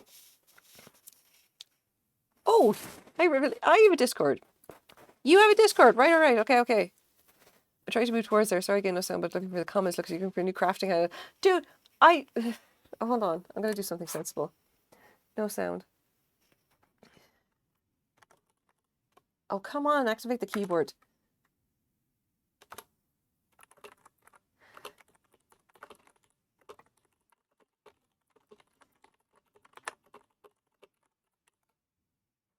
Yeah, there you go. Shay's not around, so I don't know what to do next.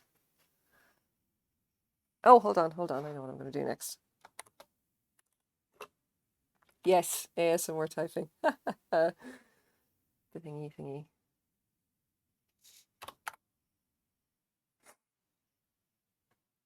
Is my shout out? There we go. Yes. Shout outs. Makers and craftings. Yeah, so River is a mod, and she's also like helps me with a bunch of stuff, like just with commands and everything for Stream Elements, and I really appreciate her. So I was just going to put there's a shout out. Yeah, no, if River's got a Discord, I could go and hang out there and put things into Discord, because I really just want to find people to talk to about crochet as well, like specifically crochet and not just the fucking knitting. Just because everyone's always about the knitting, it gets really tiring. Like I've definitely I followed a bunch of like my favorite yarn stores on Instagram, okay, and instantly started getting like their social media posts, and their social media posts, okay, a lot of like, and don't get me wrong, their yarn is absolutely lovely. I follow Malabrigo and Sweet Georgia and a couple of others, like Koyu out of Ontario, and Gotham something or other. Like I follow a bunch of people who do like really amazing yarn, okay? And all of their social media posts are almost exclusively knitting. And I ended up like unfollowing one or two of them because I was just so bummed out by seeing like okay, show me cool crochet patterns, and I'm absolutely all about that. But if you're not, oh shit.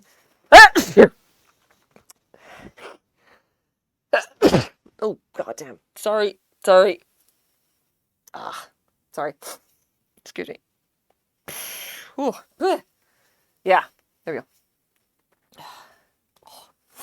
Sorry. Anyway, like I really like I like seeing the yarns. The yarns are great, but it really does bum me out when I just look at all these social media posts and they're basically nothing but knitting. It's like I don't really knit that much. I can knit. I don't like to knit as much. I like to crochet. Yeah. Yeah, she's been at No Life Got a Little Chaotic. If you'd like to turn to bum around off mine, we could talk about what your goals would be for sharing space like that. We can make a whole site application. Oh look, that's just I'll follow up the make you a direct link to that cipher spot. Yeah, like just look, River. I'll catch up with you on Discord. We'll figure out what's going on. Don't worry about it. Like we'll figure something out. Don't worry. I'll follow up. I have a buddy of mine who I share Discord with. Yeah, I mean, like I just want to like maybe I'll just go share somebody's Discord. I don't really care. Like I just don't want to administer one myself. Like not right now. That seems like such a lot of effort, and I don't have the bandwidth for it. Like I've got so many other things I could be doing. Like you're going to need to follow some Brazilian crafters, they're great crocheters. I would imagine so, yes, but I still don't speak Portuguese. Not for lack of trying, but I just don't. Not really. I gotta go take a look at it. Maybe I'll find some other people to follow her on Instagram. Like I keep looking, and I did actually follow someone who's doing really lovely like crochet mandalas, but I think they speak Spanish, so I have no idea where they're from. They commented on one of my posts in English, so presumably they, know enough English, I guess. But like, they themselves definitely they speak crochet. Yeah, I know, right?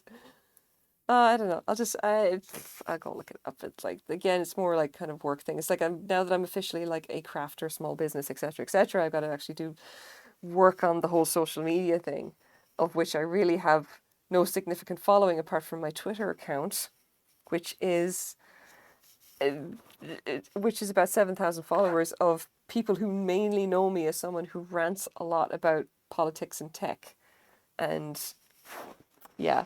Little Miss Sunny, I just gotta see. I didn't even see the notification here. I saw I had an email come in, and I just got the little thingy, and my MacBook beeped at me.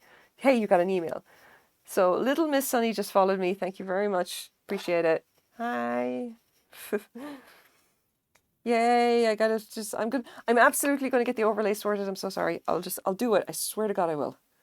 I'll figure it out. It's good. It'll be fine. Visual crochet. Yeah, I mean, yes, but I also would like to be able to speak the language. I'm gonna have to pick up some Portuguese. Like I really worry about like, oh, I'm gonna have to just start going pick up some Spanish and Portuguese terms for crochet because South America they're bigger into crochet. So I've gotta figure that out somehow. Anyway, so if anyone is actually curious, this is a corner to corner crochet blanket. It is a scrap blanket, which means that it is basically of any yarn that I can fit, any kind that I find that seems like a good idea, and all I'm doing is just like making something the size of a bedspread, and it's going to be as big as it needs to be. I don't know. Howdy, I love your little creature. Let us keep me company. Oh yeah, this is Frank. Frank is the channel mascot and my business manager. He's very good. He kind of keeps me on the, I'm the talent and he takes care of the business, that kind of thing. He's very nice. He's great. He's great kind of like at keeping things on like the down, on the level here, Very important job. Doesn't always approve of me swearing in stream all the time, but I've told him before, he has to let me like have my eccentricities because again, the talent always has some eccentricities. We always got like some little kind of weirdness as part of what makes us as good at what we do. But yeah, Frank, in case you're wondering, is a gecko as far as I know, and he hasn't told me any more than that, which is okay. I let him have his secrets. He doesn't have to talk about it if he doesn't want to. Anyway, what I was actually talking about is that this is a corner-to-corner crochet blanket. This is a scrap blanket, which is enormous right now. And I do a particular type of C2C crochet that kind of puffs a little bit. You don't have to do it like this. I just like to do it like this. So I'm using, each block is essentially a cluster of 3 double crochets. And the chain up is only 2 chains. As in, when I'm actually chaining the step here, there. So I chain 2, and you can chain more, but this kind of tightens it just a tiny little bit and gives you a puff. So you don't have to do it like that. I just like to. Reminds me of fall. Yeah, I know. So this is the right-handed scrap blanket that I do. I have a left-handed one as well. This one is worked with right-handed crochet, and the other one that I have in cool colors. This is all the warm colors. The other one that I have in cool colors is left-handed, and I work there using obviously left-handed crochet, and I just kind of keep them going. Am I ambidextrous? Technically, yes, and I do every style of crochet you've ever heard of, plus probably a bunch you've never heard of. uh, okay. So in case if you don't know me, I'm Cypher Lev. I am a crochet artist, crochet teacher, and instructor. I do a lot of, I mean, I do a bunch of things, but I only really crochet on stream, you know, so I'm makers and crafters really only. And my particular thing is that do I do crochet specifically for things like mobility issues and one-handedness. So I can crochet one-handed with either hand. And I talk a lot about crochet and bullshit a lot in fairness. But there's a certain amount of like talking rubbish about crochet. But I can teach left or right-handed, and then I teach particular styles to allow for things like mobility issues, or if you don't have the use of one hand, for example, or if you have particular issues in your hands, or like say for example if you have like arthritis here, what's the style that you could use that could spare the use of these joints so that you're not using these fingers? And that would be probably something like this to relieve tension like that. And it's still kind of like, this is a little kind of a modified pen grip, for example. And it means that these fingers here don't do anything, all right? If you hold knife grip, you can grip here. That's not good. If you're doing pen grip, you're doing like this, and that puts a lot of pressure here if like a lot of the times, you know. And as well as that, if like regular pen grip will put strain here because it pulls the hand back, especially if you're doing it like this. Pen grip is a very bad choice most of the time. Modified pen grip rotates the hand forward. And gripping it like this leaves these fingers free. Most of the movement comes from the wrist, but the wrist is not hyperextended, it's not being pushed back. So it's almost worked exactly the same way, except you're doing a little bit more motion in this hand, actually controlling the piece and controlling the yarn. And this is hold more like a little bit steadier, essentially. And it's essentially stops this motion. Like you don't have to grip with these fingers. You can tuck them back out of the way, but you don't have to grip with them, which is the important thing. They can just be left relaxed, left loose. And that's obviously quite important. You don't want to put strain on these fingers or on the back of your hand here. All right. Like, and the advantage of this is that it takes all the motion, like it's and all the actual pressure of actually gripping or whatever like that, it puts it into just these two fingers at the front. And that is just one possible way of you modifying your grip in order to make it easier to do crochet. I was actually thinking about this morning how to teach someone how to use only one hand. Oh, it's just like it's a fascinating subject. There's not a lot of people who actually do it, which is the reason that I make a point of actually doing it. If you're doing one-handed crochet, like there's English throwing style, which is what is often referred to as English of one-handed crochet, but it's not. Look, this is throwing style crochet, like that. This is not one-handed crochet. You use your both hands. This hand still controls the piece. Like 3 elements always, if you're actually doing any kind of style of crochet, there's always 3 parts to it. Holding the piece, holding the yarn, holding the hook. And you have to manipulate all 3, okay? If you're using both hands to do those 3 things, then you were doing two-handed crochet, not one-handed. One-handed crochet specifically, if you want to actually do it and only use one hand, the easiest way to do it is to take the hook, put it into essentially it's a clipper vise and hold it stationary, and then use your opposite hand, whatever it is. Like if I was doing, this is right-handed, one-handed crochet, I'd actually be using my left-handed. And essentially you take this, stick it into like, I have a little stand or whatever that I can clip it to, hold it stationary, take this hand, put it behind your back or something, get it out of the way. And then instead of this moving, this stays still, and all the motion is put into this hand. So you move the piece and also move the yarn like this. And it is quite tricky to get used to. Like, don't get me wrong, like it is difficult, okay? Like, and it's certainly a lot easier if you have if you have it in like an actual clip. And you have to make some modifications because obviously this stays exactly still. It doesn't move, it doesn't rotate. But that is essentially that is the guts of one-handed crochet. You take the thing, holding the hook and actually manipulating the hook, take that out of the equation, so you only need to do 2 elements of it, and you can do that with one hand. Fun fact, if you want to crochet with your feet, it uses the same principles. You take the hook, stick it into, make it stationary, put it in a vise or whatever, and then essentially use one foot each to do the other 2 elements. One to move the yarn, one to move the piece. An amazing idea. Keep it in mind if I ever have someone who wants to learn that has a disability. Yes, please do keep that in mind. And for what it's worth, there is not really many resources on this, and I'm kind of developing all this stuff on my own. Like, I don't really know of anyone who does a lot of this kind of multiple styles of crochet, or at least not as many as I would do, because it's not really a thing. It's like if someone says, how do you crochet or whatever, what generally will happen is that you're taught, like they'll show you knife grip, and they'll show you right hand crochet. Like that's, I would say probably 75% of the time. And you may get shown pen grip, maybe. And the last time I looked it up, someone was listing, there's like 4 ways of holding a crochet hook or doing a style of crochet. And I was like, off the top of my head, I know about 12. Come on. And that's like left-handed, right-handed, and then using one hand or no hand, and then different ways. And the thing is that it's not really about ways of holding tension. It's like, how do you hold the hook? How do you manipulate the hook in relation to everything else?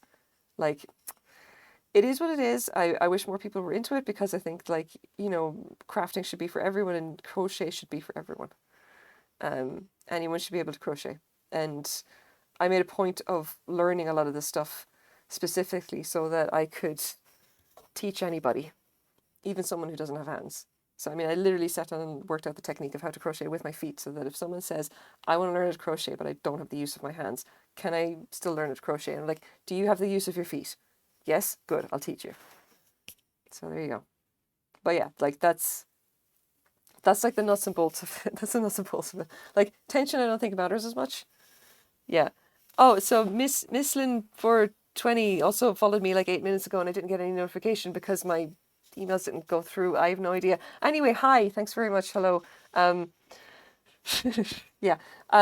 So I also have, I don't get a whole lot of like I have the notifications here, but I am hilariously low tech and I don't have any overlays or anything set up, and I promise I will at some point. I totally will. Yes. Yeah. Hi. Hello. I do crochet, a lot of it, and occasionally bullshit about other random things, but a lot of it is crochet. Yeah. But if you have any specific questions about crochet, you can go ahead and ask. I have a channel Point Redemption where I can change style. I know almost every method you've ever heard of, plus a bunch you've never heard of. And I can teach most of them.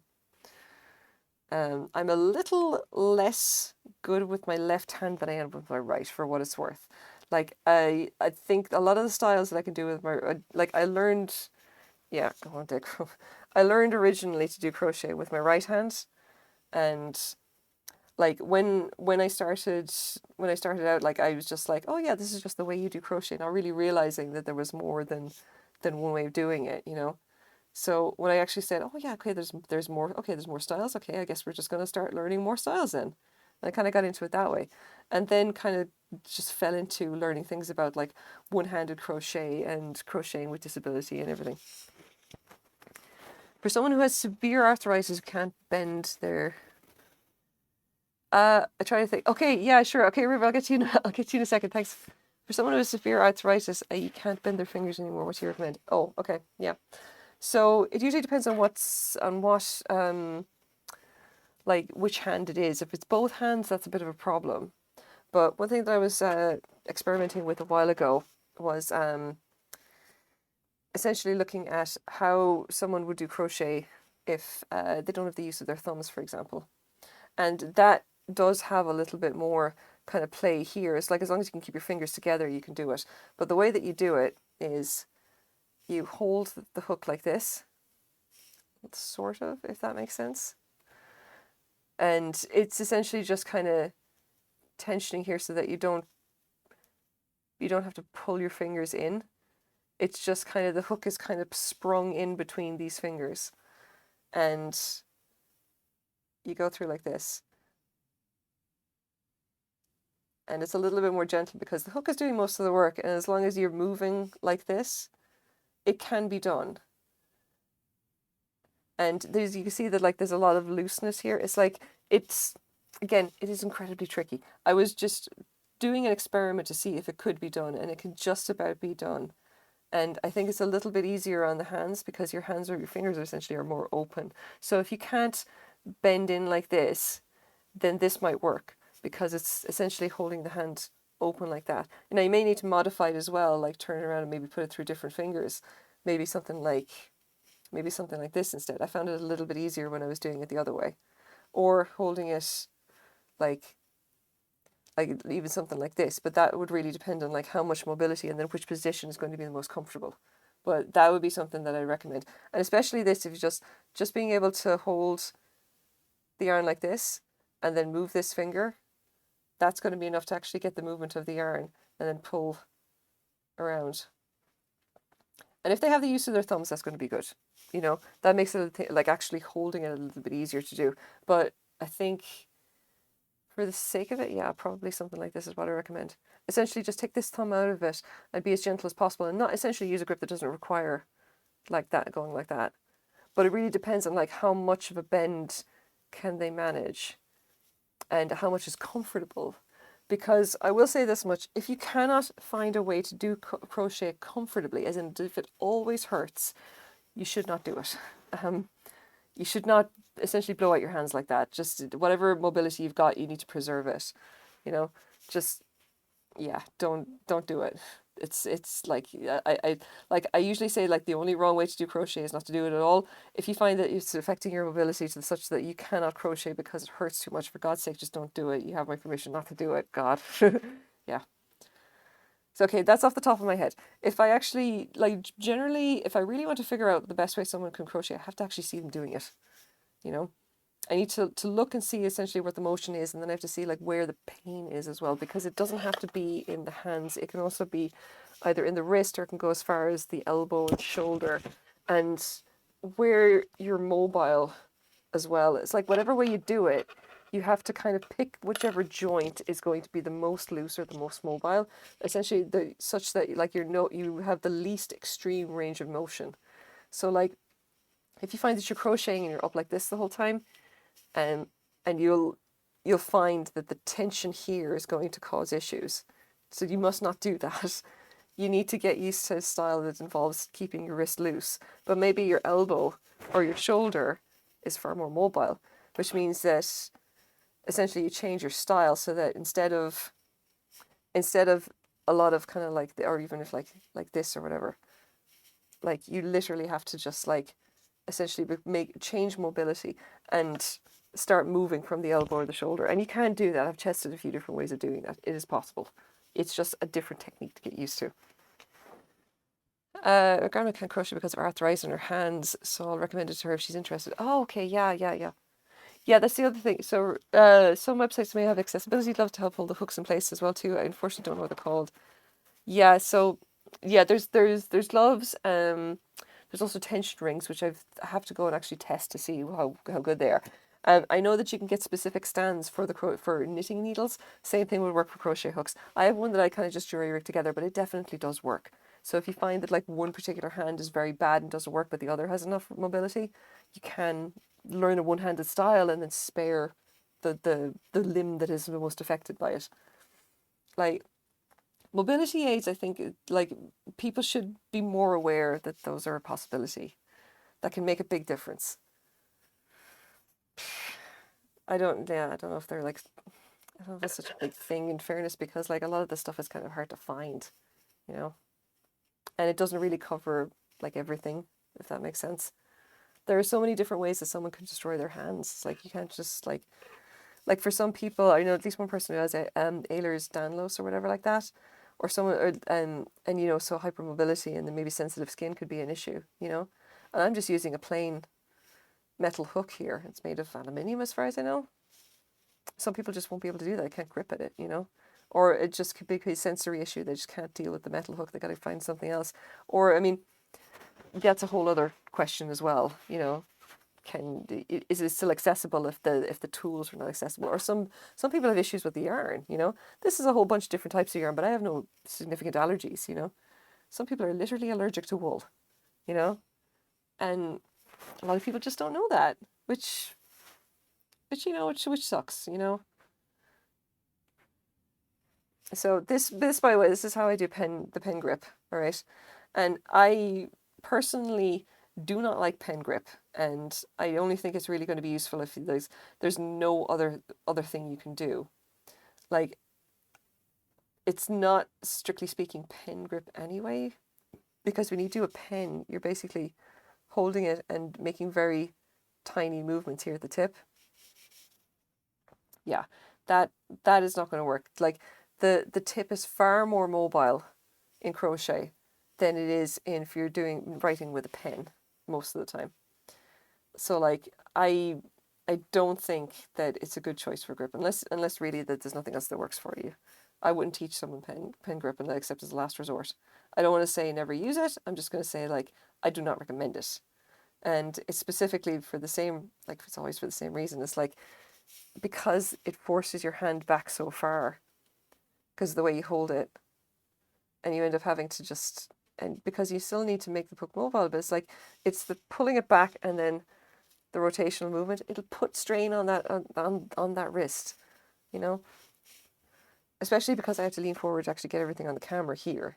Like I could do pen grip and then move from my elbow and it would probably be a little bit easier to do, but it would be more awkward, especially in this position anyway.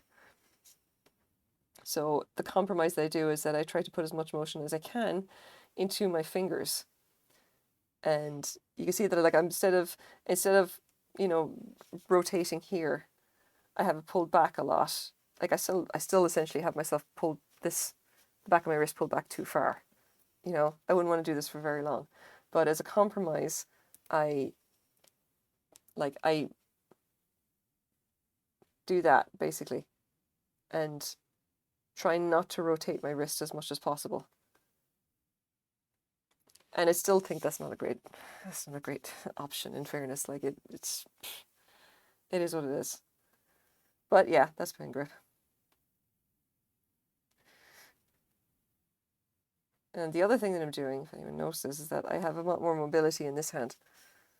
As in I'm doing a lot more motions here in order to wrap the yarn, as opposed to, because it saves having to move the hook.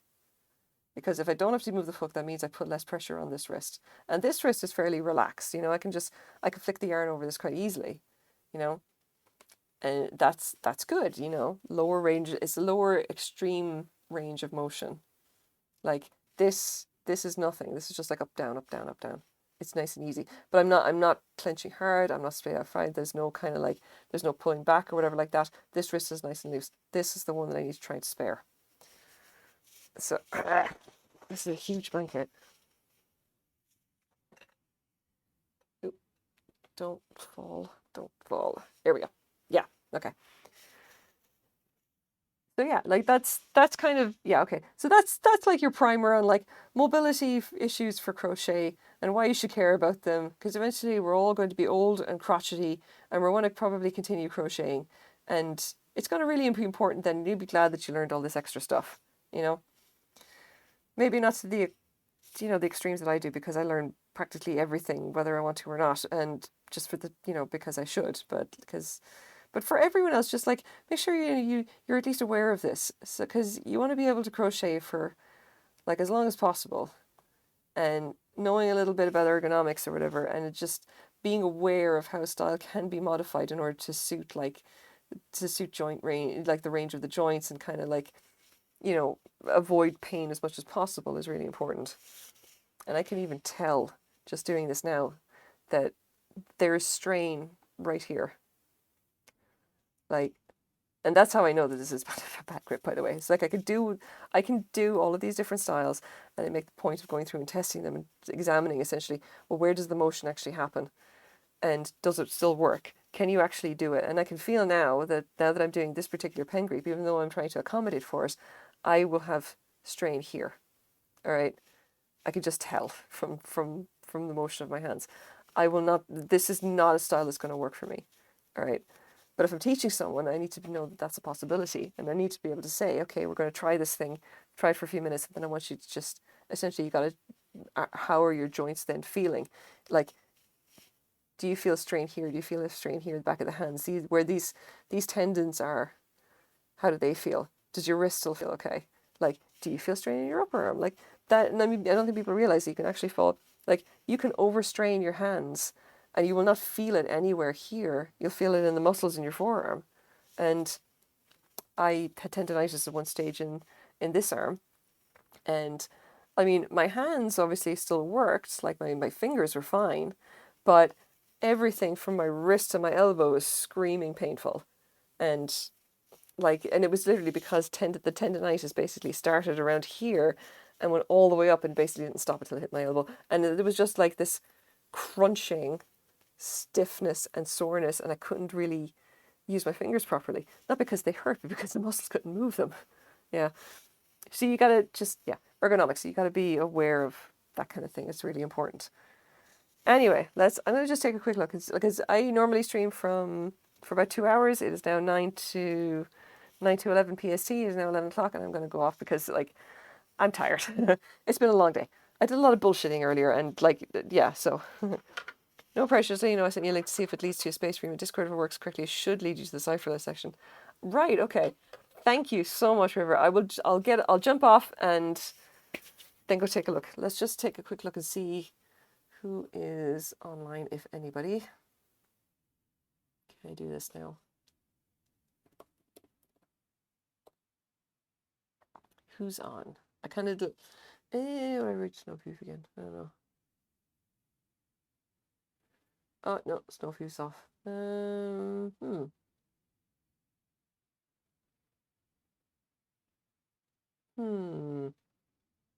What do we feel like? What do we feel like? Crowbar, you're at the wrong. I'm just about to go offline. You're the wrong time, man. Hi, how's it going? Enjoy the lurk anyway. Thank you. Do appreciate it. Will we go to see Snoring Cat? I haven't rated her in a while. Do you guys want to watch Spinning? Because that's all I got for you. Spinning, or can go annoy Topher. He's playing No Man's Sky because he's always playing No Man's Sky. No, I don't know. No, it's 11 o'clock. Okay, I don't know. Cindy came hoping you feeling better. Don't worry, man. I'm all right. I'm doing okay. All right. Let's go. We got here. Let's go raid Snoring Cat. 2 minutes now, and I'll get this up. I'm gonna have to raid her and run. I'm gonna have to go. I'm just like so tired. Okay, hold on.